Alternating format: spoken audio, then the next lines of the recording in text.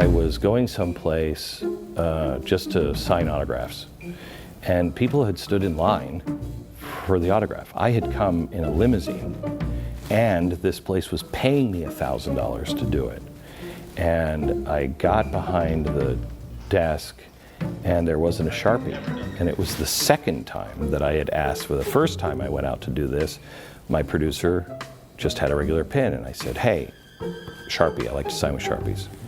So the second time he did it, I thought it was entirely reasonable to fire him. So he was unemployed then, and my partner said, did you just really fire Tom over the weekend? And I said, yeah. And he said, why?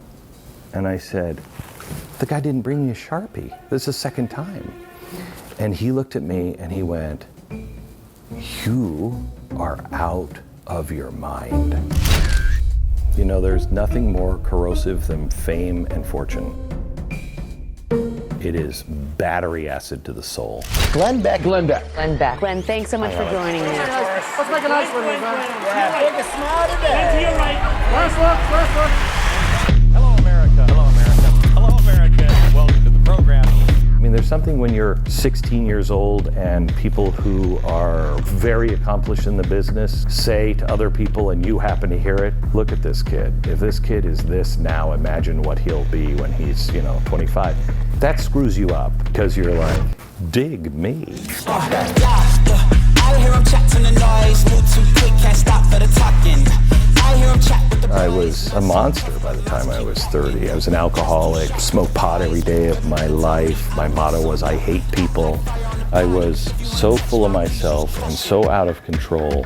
It's a joke now when I ask for a pen or a pencil or something. Everybody who's worked with me for a long time are like, better be a Sharpie. You know what I'm saying?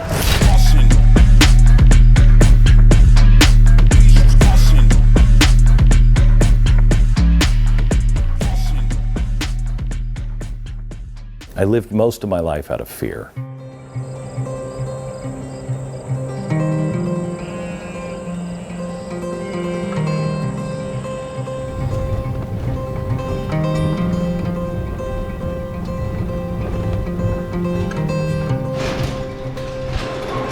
At the same time that I was going through alcoholism, I realized I didn't know anything. So I started just searching everything, and I read a letter from Thomas Jefferson to Peter Carr. Peter Carr was his nephew, and Thomas writes this unbelievable letter on what you have to do to be a well-educated man.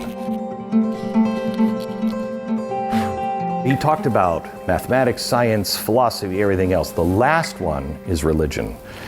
And it said, above all things, when it comes to religion, fix reason firmly in her seat, and question with boldness even the very existence of God. For if there be a God, he must surely, rather honest questioning, over blindfolded fear. Wow. But the key word here, and it's the word that I think we all miss, is honest. He must surely, rather honest questioning, over blindfolded fear. And I realized almost all questions that I asked myself about anything that I believed was a question that would get me to where I wanted to go. It was not an honest question. And so I decided, I don't know anything, take it all out and question everything.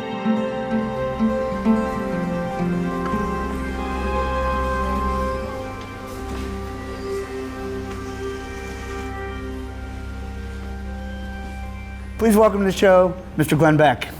You guys can applaud. It's always good when you have to cue the audience to. Hey, it's their first time. Glenn Beck. Oh, gee. Oh, I mean, yes. So Glenn, I like to start at the beginning. So tell me about young Glenn, where you grew up, your parents, your family.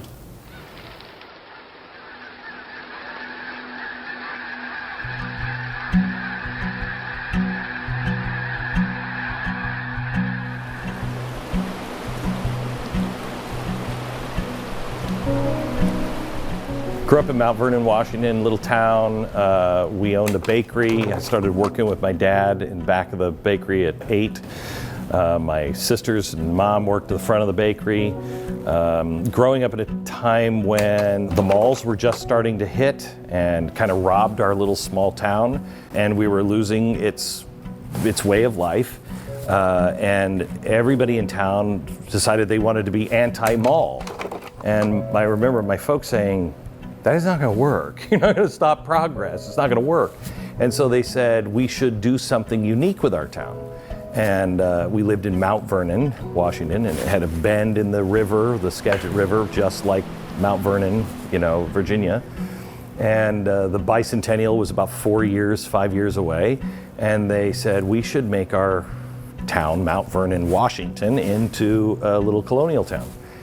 And it was crazy. If you go there today, you'll still see half of it is kind of colonial, half of it is not. Nobody could agree. And I think that's where a lot of me came from, was that beginning of growing up, seeing life changing as it always does, trying to preserve something while not being against something else. And my love for history, I think, kind of started there, 77 years ago, our fathers brought forth on this continent a new nation, conceived in liberty and dedicated to the proposition that all men are created equal. What were you into growing up? Radio. Really? I mean, I was really into entertainment. I was a weird kid, had braces on my legs and braces on my face, and very popular. And I was sitting in my house with the old olive green shag carpeting and the TV set that my mom would say I'd get eye cancer from for sitting so close. And she came into the living room, and there's like 4 sunny days a year in Seattle. And I'm watching TV, and it's sunny outside, and it's in the summer. And she comes in, and she turns off the TV, and she said, "Go outside and play." And I got up, and I mumbled under my breath something as I walked by her, and she said, "What did you just say?" And I said, "You had TV when you were a kid." And she said, "No, we didn't have TV when I was a kid." And I thought, Wilma Flintstone has a TV. What are you talking about? How old are you? And she said, we had radio. And she described an old radio that my grandfather had bought that had a green tube and a green eye, a sleepy eye in the center. And the tube would light up and the green eye would glow. She said we would turn off the lights and we would listen, and it was magical. And she said, this is far more powerful than your eyes and television. And so on my birthday, she gave me a record album, and it was the golden years of radio. And I listened to Jack Armstrong, the All-American Boy, and Fibber McGee's Closet, and George Burns and Gracie Allen, stuff that lasts still today. And I knew that's what I wanted to do. And then I listened to Top 40 radio. I was like, whoa, none of this exists. The disc jockey became an institution, and radio an automated talk and song marathon. The very, very biggest in the entire nation. We feel so great about it. Now, from now until midnight tonight, we're on our party, and I know you're listening all over America, all over Canada, and it's really great. Now, at 9:30 tonight, a special Beatles segment like we have every Saturday. The Beatles will share the spotlight with the Dave Clark 5. I got into radio when I was 13. I worked 3 stations at once, and I would ride my bike from station to station. I was fired by all 3 stations on the same Monday. The rock station, at that time I was prone to migraines, and I had this migraine I just couldn't take. So it's like 11 o'clock, and I'm thinking, who's up at 11 o'clock listening to the radio? And so I got on the air and I said, I have a really bad migraine. Call me if you're listening. If you don't call, then I'm just going to go home. I shut the transmitter off and I go home. The next day, I have to do the noon news. It was a time when we were going through popes and we were going through the Russian, premiers all the time. And so I'm literally 13 years old, and I'm like, and President Zelensky I mean, I had no idea what I'm doing. And then the last one, same kind of thing. But what's funny is they all called my mom. And my mom had to fire me. Everyone who has a job in radio, please stand up. Glenn, sit down.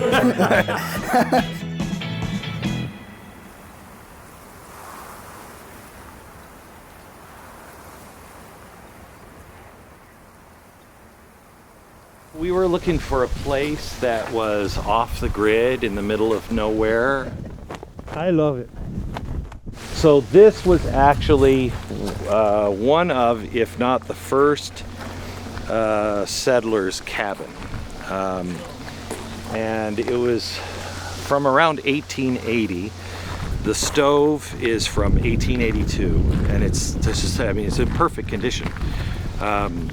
And the cabin was in one of the fingers of the mountain, and the previous owner brought it out here, but it was in some disrepair, and we just spent about 2 years putting it back together.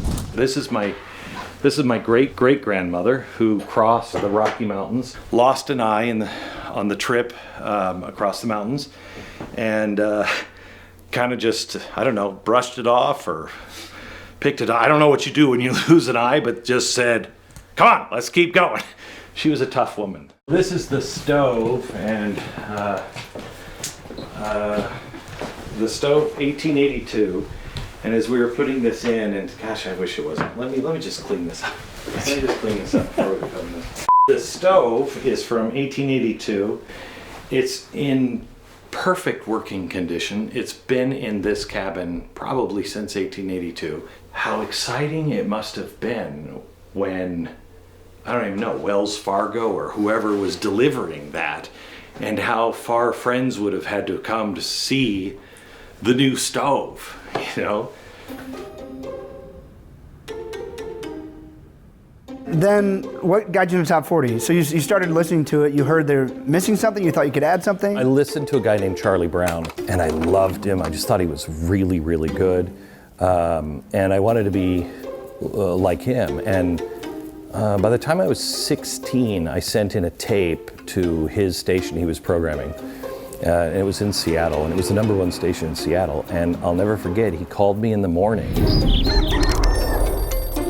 And I was asleep, and it was a school day. I pick up the phone, and he said, "Can I speak to Glenn Beck, please?" And I said, "This is?" And he said, "Mr. Beck, Charlie Brown." And I said, "Shut up." And I hung up the phone. He calls me back a few minutes later, and he said, "I'm going to try this one more time. Is this Glenn Beck?" And I said, "Dear God, this is really Charlie Brown, isn't it?" And he said, "Yeah. Love your tape. Want to meet with you. Can you come on down?" I said, "Sure." I think I was 15 because my dad had to drive me down. I walked in, and he was like, and Charlie was like, "Is your dad coming?" And I'm like, "No, he's waiting in the car." And he's like, "Well, shouldn't I be talking to your dad?" And I'm like, well, "I guess you could." He thought my dad would be me, and he hired me. I would watch him do his morning show and just learn from him. He was just a master. I'll never forget, he was holding the weather forecast in his hand, and he said, "Seattle area weather, let me see." And he rustled the paper a bit. Hang on, and then he read it. The forecast showers heavy at times with occasional thunderstorms. He had it in his hand the whole time. And I said, "Why did you just do that?" And he said, "A good, entertaining morning show," he said, "it has to feel like a house of cards." He said, "It has to sway. Collapse is never good." He said, "But it has to sway and feel like, it's a little out of control." And so he taught me a lot. He taught me a lot. You bounced around a bit at Top 40, and you talk about sort of being a different person during this time, drinking, smoking weed all the time. Any particular point you remember where you just bottomed out? Incredible. Can I have you step a little bit this way so I also get the stove? There's something when you're 16 years old and people who are very accomplished in the business say to other people, and you happen to hear it, "Look at this kid. If this kid is this now, imagine what he'll be when he's, 25. That screws you up. I was programming a station by the time I was 18, doing mornings. You know, I was one of those morning zoo kind of jocks. You know, can I have you leaning on the wall, like super casual? Amazing. I started to approach my 30s, and nothing had meaning. I was an alcoholic, smoked pot every day of my life, was miserable. Used to tell people that my motto was, I hate people. Just horrible and empty. Successful, but horrible and empty.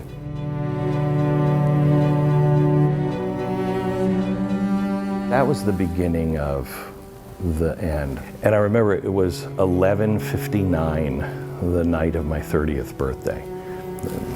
When it turned 12, I was going to be 30. Do you remember the old red digital clocks? And if you looked at them, it looked like the numbers sometimes were kind of jumping, you know? And I remember watching those numbers, and it may be because I was drunk, but they looked like, in my memory, they were moving. And it flipped to midnight, and I distinctly heard in my head, your life is about to change. And for the next 5 years, it was hell. Everything fell apart.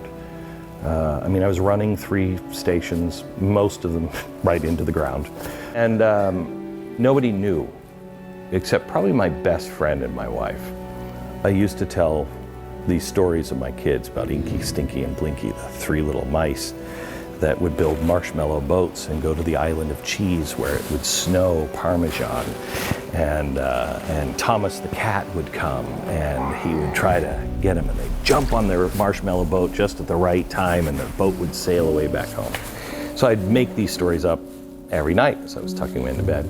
And we were in the kitchen and we sat down and my kids came racing in and they said, Dad, last night was the best Inky, Blinky, and Stinky story ever. Tell us again, tell us again. And I realized not only did I not remember the story, I didn't even remember putting them to bed. And so I went to AA that night. And it was in a little town in Connecticut. And I remember it was in the basement of this Unitarian church.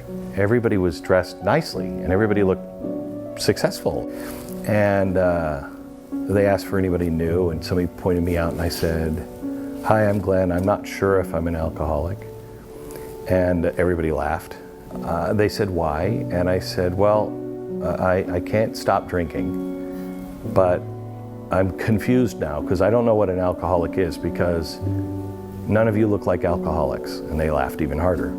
And this old woman, she had to be 80, and she had this perfect little sweater set and pearls around her, and perfectly white hair. And she just sat there. She didn't even turn around. She was right in front of me. And she said, oh, honey, we're all drunks in here. And I realized I'm an alcoholic. An alcoholic. My mind is my worst enemy, you know, because it knows me. It knows me, and it knows exactly what doors to go in and go. Somebody gave me the advice on alcoholism, Glenn, when you least expect it, expect it. And I said, what does that mean? He said, you will find yourself in a situation where it will become perfectly reasonable to drink. And he said, that's because your mind knows all of your little trapdoors, and it knows how to play it. During that time, you started exploring some religious thoughts. Tell us about sort of exploring that.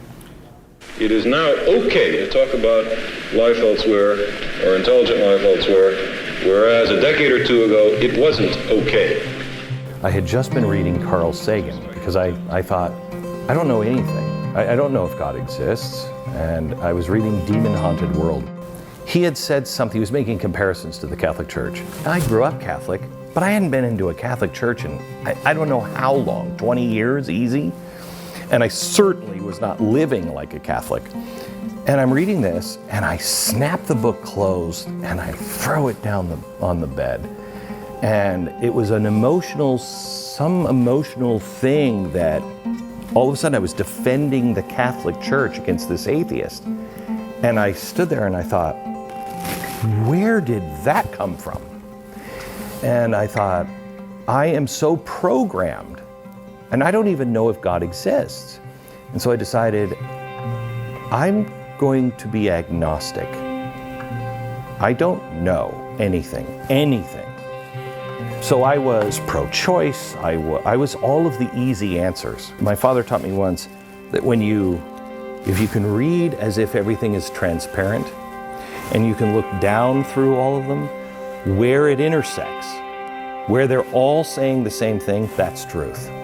Take that truth, disregard everything else, that is true. And I would go to the bookstore and I would look at who is on the opposite end of this belief. And I used it kind of as a counsel. I would read both sides and I'd just keep reading in. And I did that for almost 10 years, read about 7,000 books, and discovering I'm a moron. The more you read, the more you're like, hello, moron.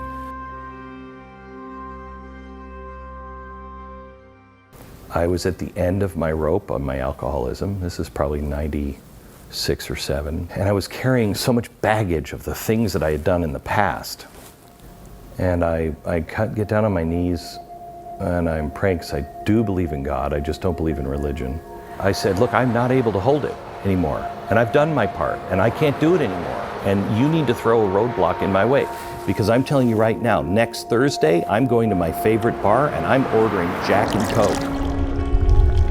You have 1 week. Next day I'm at work and I'm out in the parking lot and this girl gets out of her car and she's going in to do something in the radio station and she passes and she stops and she comes back. She said, are you Glenn Beck? And I said, yeah. She said, I just want to thank you for the laughs for all the years. And I said, thank you. I asked her name and she said, Tanya Colonna. Didn't think twice about it.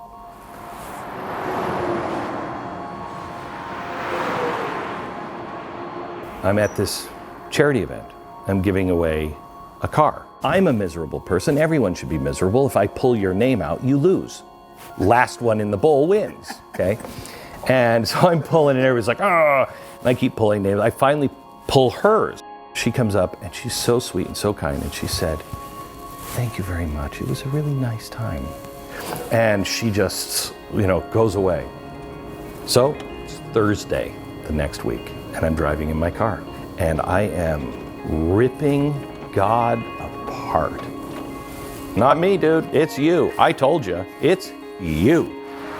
And I can't do it. All I asked was for a simple freaking roadblock. That's it, just one thing. Help me out. Can't you help me out? No, not my problem. I'm going in and I'm ordering a double Jack Daniels. Got it? I walk in, go to the bar, ask the bartender for a Jack Daniels. He pours it, he puts it on the table. I pick it up and I turn around and across the room is Tanya.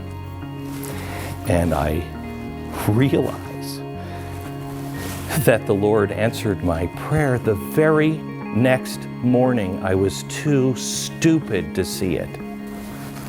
We end up together, and I ask her to marry me, and she says, no. And I said, why not? She said, because we don't have faith in common. So we started going on what I call a church tour. And we went to everything. We went Judaism, we went everywhere.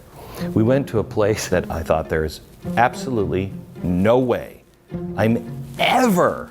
I did it as a favor to a friend because they said, I thought you were honestly turning over every stone. And I was like, oh, you are the worst.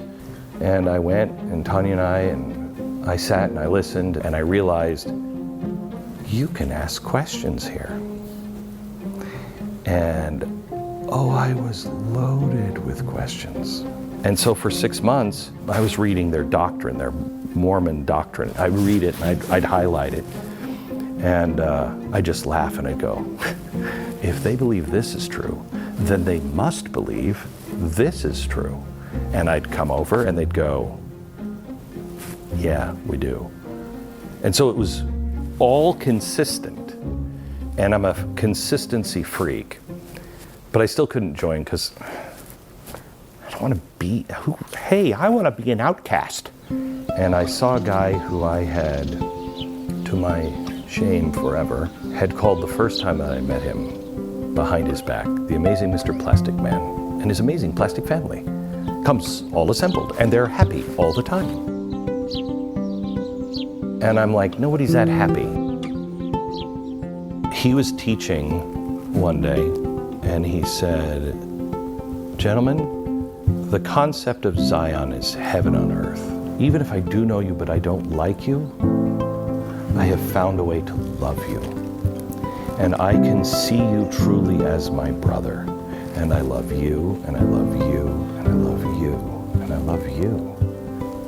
And when he said that, I realized he was the most genuine man I had ever met.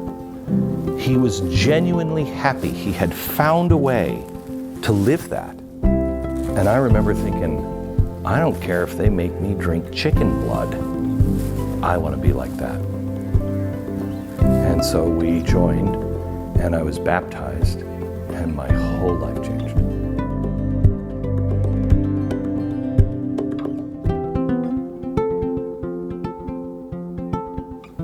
And professionally, you're still in radio, and how'd you get to CNN? Were you looking to get on TV? No, this was the craziest thing.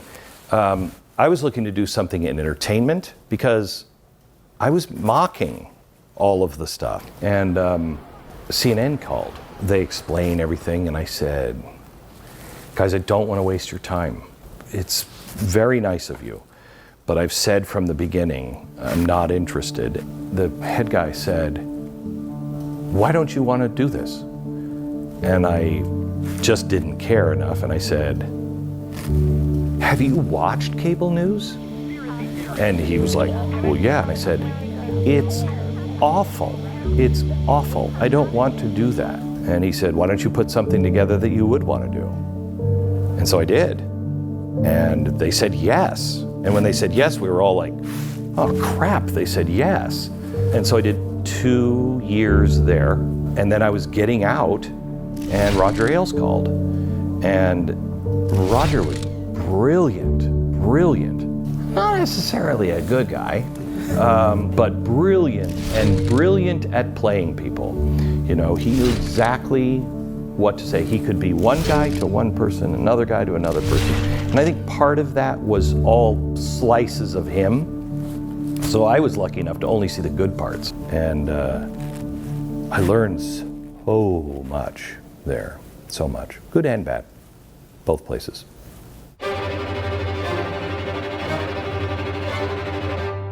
What made you decide to leave Fox and start your own thing? You know, there's nothing more corrosive than fame and fortune. It is battery acid to the soul.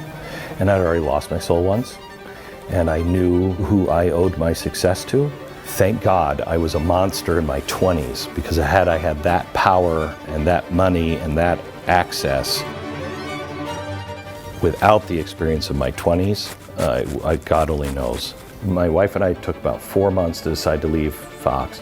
I go home, and I'm on the 56th floor, I think, of the Bloomberg building.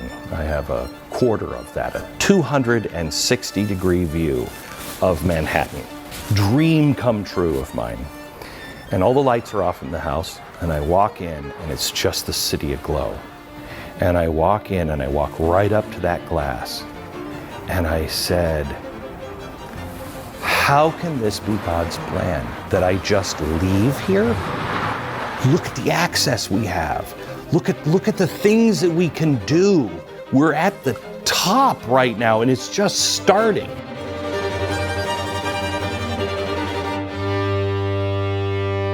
And I'm so lucky I was married to the right woman. She said, I am going to bed.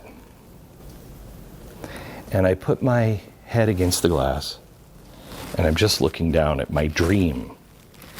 And I hear overwhelmingly, if you don't leave now, you will not leave with your soul. Done. Went to bed, got up the next day. I'm doing my own thing. So what do you do next?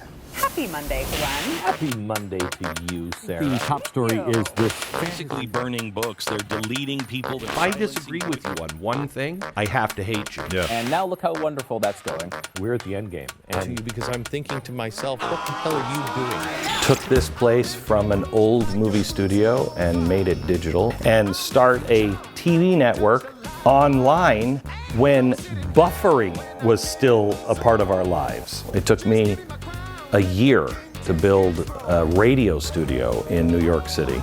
It took me 2 weeks to build a control room and update this place and make it all digital. And that really said, welcome to Texas, freedom. Then just started doing a show and learning the hard way.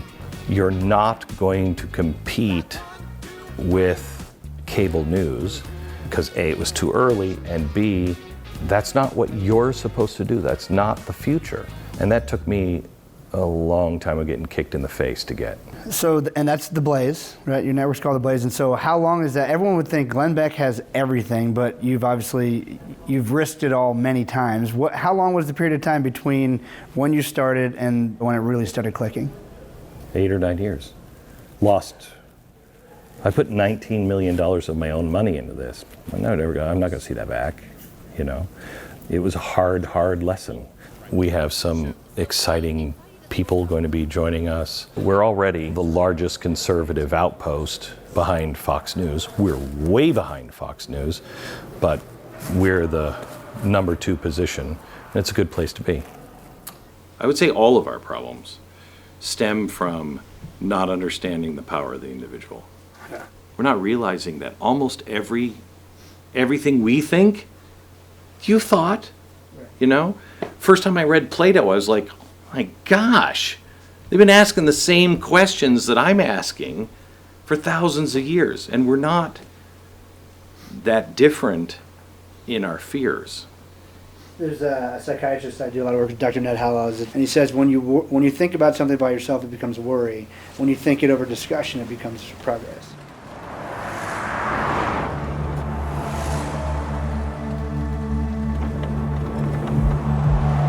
You know, when you do my job, you can forget that people are actually listening because you're in a room all by yourself. You can also at the same time start to buy your own bullcrap. Like, I'm doing something important here. Really? Are you? They start kidnapping the Christians over in the Middle East. And somebody asks if they can get this nun on my show because the Congress at the time was wanting her to testify, but the Obama administration was blocking a visa for her to come and testify what was happening with the Christians. And they knew if she could get on my show, there would be some political pressure and maybe she would be allowed to testify. So I said, sure. I mean, that was how much I rolled up my sleeves. Sure. And I'm sitting in my studio, which is 16,000 square feet, 4 stories in the middle of Texas in summer at a comfortable 57 degrees, okay? And I'm just sitting in my chair. I want to talk to this nun who's overseas. So tell me about your plight, sister. And I see her for the first time on this satellite image. And she starts talking about the plight. Lots of people stayed in our hometowns, and they were asked to convert or to get killed, and they chose to get killed, and they kept their faith. They did not want to convert to Islam or even to pay ransom, what you call it, or whatever. She just almost fades out to me, and I'm just looking at her. All I think of is she actually believes something. The next day, Johnny Moore comes in, maybe a week later. And Johnny Moore says to me, I just left my job with Mark Burnett. I just heard about what was going on in the Middle East and the Christians.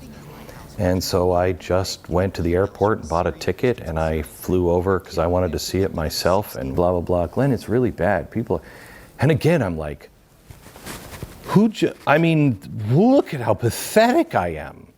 You just quit your job and got onto a plane. I'd never do that. Iraq a lot, but just 4 years ago in Syria, there were 2 million Christians. There are only 400,000 left. It's only a matter of time. And so he said, we have to raise money to help these people. And he said, I'm working with somebody and we're going to need some money to get these people out. And I said, just blurted out on the air, we're going to raise $1 million right now. And we're going to go in and rescue those people. We started the Nazarene Fund and decided that we needed to start a movement that could go through the churches and wake the Christians up. And so I said, let's go to Birmingham and let's march for real civil rights. 30,000 people came. I said, we're going to raise another $1 million by the end of December. By the end of December, 3 months later, we had $26 million. And we had volunteers who were going over there going, I'm going to save me some Christians. And we thought we should probably get a little more serious about this. And so we hired really brilliant people.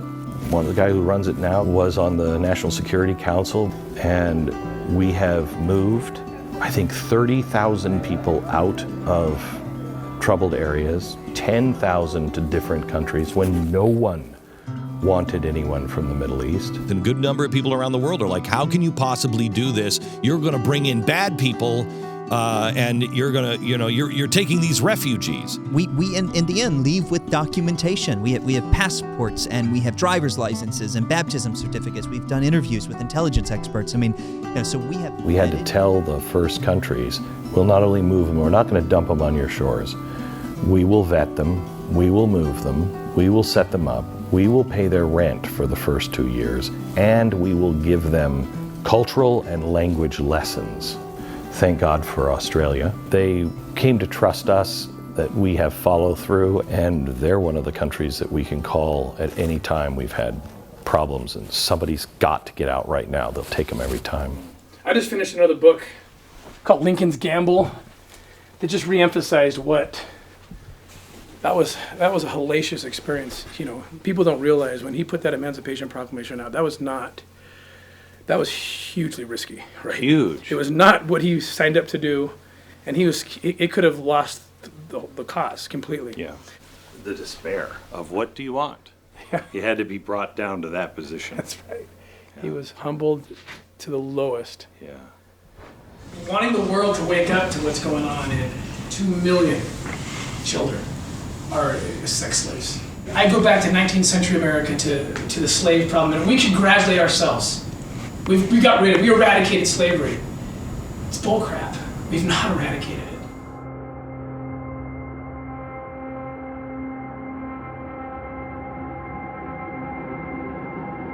It's estimated that there's over 2 million children currently forced to be sex slaves, raped for money. That's a lot of sick, twisted pedophiles. This is much more common than we would think, and I just couldn't understand it. Tim called me one day and he says, Glenn, I think we can help solve this. Will you meet with me? I come into a room where he is set up and there's all these guys around and he tells me his vision. So we raised the first $1 million to open up OUR, which is this amazing organization. My attorney was sitting next to me. He said, you're not doing that. That's, how dangerous, how many legal, and I said, there is nothing that the Lord will protect more than people who are helping the defenseless and the children. Freeing slaves, I think everyone, if it's moral, clean, and righteous, and nobody's making money, nobody's doing deals, nothing, if it's super clean, prepare to see the parting of the Red Sea. On the other hand, if it's dirty, prepare to see lightning bolts in your life. We've seen the parting of the Red Sea. Operation Underground Railroad is a fairly new organization, just over 2 years old, but it's captured a lot of media attention with its missions to rescue child slaves throughout the world. Since its inception, a little over 2 years ago, they've helped authorities arrest 157 people in 12 different countries. this thing got so big, and I said, we have to focus on what we do best. I give you my word, we will raise $1 million to help you. We'll continue to raise money for it, but they know what they're doing, and if we could lock that piece in, we should do that.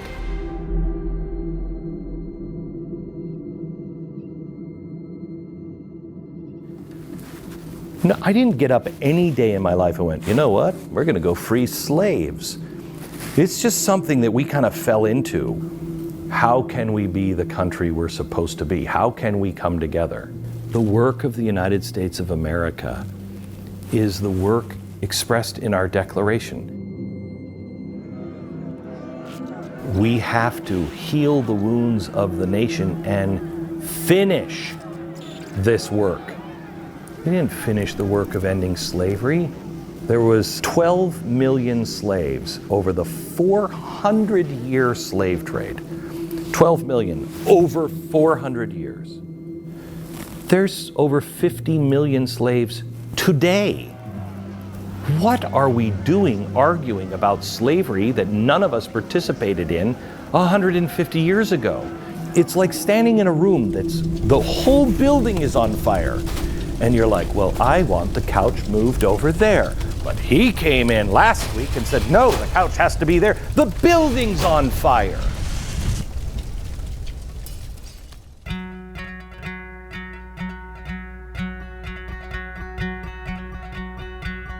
We're tearing each other apart because we've never hit that goal.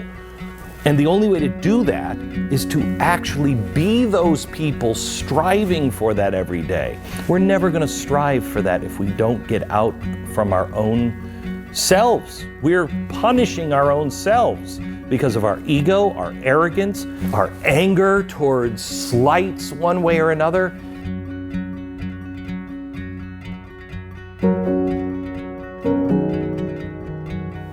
We have a chance to heal ourselves and finish this great work. I know I, for one, will enjoy watching as you continue to write the ending. Thanks for joining me. Ladies and gentlemen, Glenn Beck. Hope that was okay. Thank you. What do you say to that person who's sitting there and just they're just seeing it, they're currently horrified. They're going to go through the stages of anger and grief. What do you do next now that you know this exists? Spread the message, and everybody thinks, and that's the biggest lie I think in America today, is everybody's waiting for somebody else to do it. Or they think that they have to have the voice, or they think that they have to have somebody else. No. Whatever it is you can do, that's what you're supposed to do.